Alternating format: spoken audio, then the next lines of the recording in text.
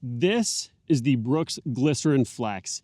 It's one of the latest releases from Brooks, and today we're going to find out if it's better than the standard glycerin, and we're going to put it to the test. I've already run a lot of miles in the standard glycerin, so we're going to have a great comparison today. I'm going to run through a couple of different paces with this. I'm going to do a mile at 10-minute pace, very easy. I'm going to do a mile at 8:30 pace, and then I'm going to do 1 mile kind of fast, something under 7-minute pace to see what it feels like when we start to pick it up. We're at 6:41 average pace so far. Some of the cool differences between the Glycerin Flex and the standard glycerin, first and foremost, these grooves that allow the shoe to flex so much more than normal, I am sure is going to make a big difference in how it feels when we're running. It's a couple millimeters less in terms of the stack height, although this is still quite high at 36. The standard glycerin is going to be 38 millimeters for its stack height, and it has a 10 millimeter drop. Whereas the Flex, we've brought that down to where we're at a 6 millimeter heel to toe drop. And I think that's going to make a big difference in how it feels and who I would recommend this for. And you can see right here, we are still using the DNA tuned foam from the Glycerin 22. And that means that we're going to have larger cells of that nitrogen infused foam back here. Whereas up in the front, they're going to be a little tighter. So they're going to feel more poppy or more springy. That's at least what the idea is. We're already nice and warm, so we're going to pop these guys on and we are going to get into the first mile. All right, so we're getting these tied up right now.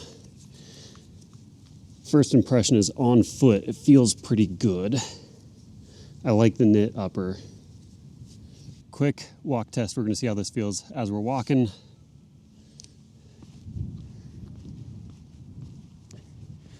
Initial feel, I can feel something like right here, right where that groove is. It almost feels like it's a little bit, almost actually feels like there's a little bit of some stability built into it, which is interesting for a shoe that's supposed to be really flexy. We're going to start running here. Again, 10-minute pace to start, and then we'll pick it up as we go. I'll break down between each round how it feels at different paces, and if it's going to make more sense for you to go with a Glycerin Flex or a Glycerin 22. Let's hop into it. We are 3/4 into this first mile. At this easier pace, it actually feels really nice, better than the normal glycerin in my opinion. Again, that same spot that I was saying where it feels like it's hitting the arch.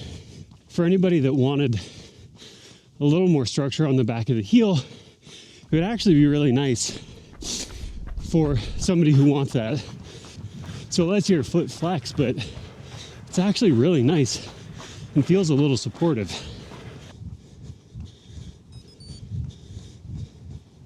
All right, so we just finished up that first mile right at 10-minute pace, which is peachy. We're walking, so I can pause my watch between these mile reps. Honestly, I gotta say I'm pretty impressed. I am not actually a huge fan of the Glycerin 22. Something about the mix of foam and stack height didn't quite work for me. I think this being a little lower drop and a little more flexible makes it feel nice. So as I said on the walk test, it held true as I was running there. The way they decoupled the heel there, I think they built it up a little bit right on the inside of the foot, the medial side. Not like a stability shoe, as I said, but it feels prominent in like a really good way. So if you're somebody that likes a little bit more of that arch support feel, this could actually be a really good benefit for you. My knee is also bugging me a little bit, which is interesting because if I run a little more forefoot, it actually doesn't bug me quite as much. So I'm actually trying different stride patterns with this, which is nice. So as I moved a little bit more up to the forefoot, it feels more bouncy somehow than the standard glycerin does. I know it's got the same foam and it should do the same thing where it is more poppy up at the front, but honestly, it feels pretty different. I don't know if it's just because my foot's doing more of the work or I'm able to be a little more like springy with my feet and calves, but I don't know, I'm not mad at it. So we're gonna go ahead and hop into the next mile at 8:30 pace. I'll check in part of the way through it.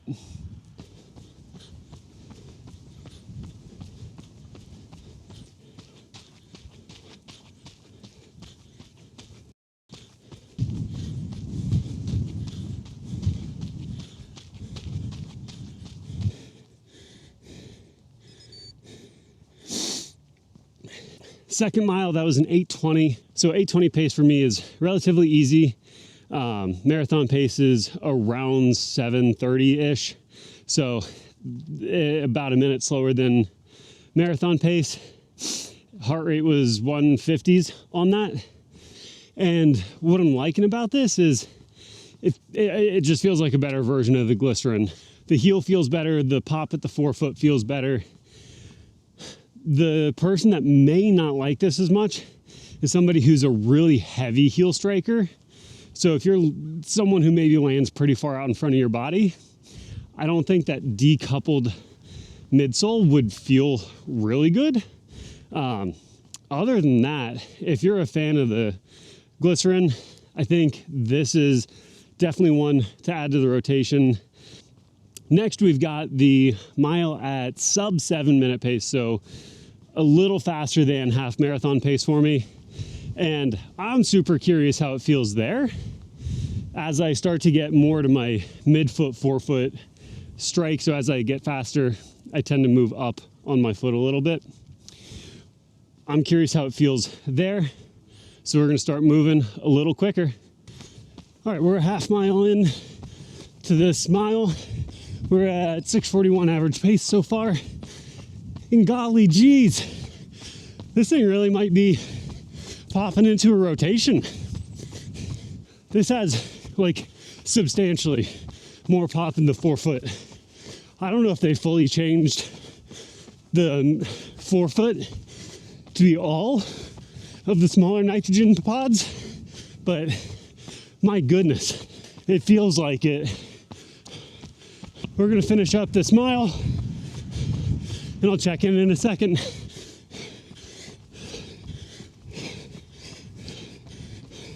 So you just saw that exact time. I missed it. Something like 6:37 or so. And the only other thing I felt is if you're someone who maybe deals with some like plantar fasciitis, the extra flexibility in this, I don't know if that would be your friend. One of the other things I noticed throughout my run is this is so much lighter than the Glycerin is. It's a little more than an ounce lighter, and man, can you tell a difference as you're running. So how does the Brooks Glycerin Flex stand up against the Brooks Glycerin? If you saw my workout video where I was going between the Glycerin and the Endorphin Pro, you know that this is not a shoe that enjoys to go fast. It can do it, but it's not going to have a good time with it. Whereas the Glycerin Flex, I actually think I'd be okay doing a workout even in this. Not a crazy fast one, but if I'm like zone 3, I think this would crush. Also gonna be great for easy days where you're just getting some miles in. My favorite pace of the couple that I just did there between the 10-minute 8:30 and 6:40 pace mile is the 6:40. This actually was super willing to get up a little faster. And I think that's because I do get a little up on my forefoot. And this green down here, you can see is different than back here in the heel. This is where the bigger cells are, so more squishy back here. The green up front has the poppier feeling foam. So it's the same compound, but different sized cells for the foam. So what is the intended purpose? This is an all-around shoe. It's supposed to be comfortable, and it's supposed to let your foot do a little more of the work. Does it hit the intended target for that person? I think yes, pretty unequivocally. I had not the highest expectations for this shoe, and I'm really, really impressed with it. I don't run much in the Glycerin 22 anymore. It's just not one that I feel excited about grabbing, whereas this, I think the knit upper feels really good. The foam feels good. I like that my foot's doing a little bit more of that work. That makes it a really easy shoe to pull for when you're trying to add a little bit of variation in your rotation. So the two people that may not like it as much are folks who like a more dense feeling foam. The Glycerin 22 feels very dense to me.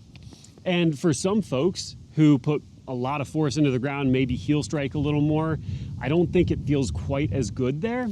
And then the other group who may not like it is people who deal with foot problems, maybe plantar fasciitis, something like that. I think the excessive bending that this allows for is maybe a little bit of a disservice to those folks.